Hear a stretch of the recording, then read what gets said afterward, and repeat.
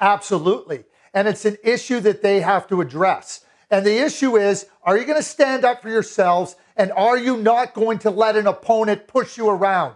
They play the Florida Panthers on Thursday night, the team that took them out of the playoffs and pushed them around. And what happens? Nylander gets drilled from behind by Kulikov. Nothing. Crickets.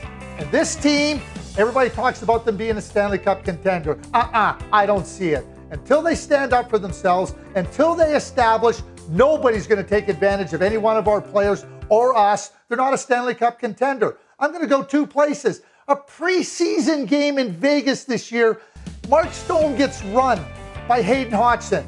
Mark Stone, Alec Pietrangelo, and Alec Martinez. 6 Stanley Cup rings become not happening here. They're right there establishing that doesn't happen. I'm going to go back a little further, and I'm going to go back to 1997, March of 1997.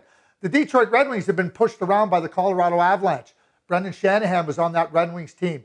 In that game in Detroit, the Red Wings said, it ends here. No more. Nobody's taking advantage of us. And they went on, established that, and ultimately won the Stanley Cup that year and in '98. And until the Leafs do that, they're not a Stanley Cup contender.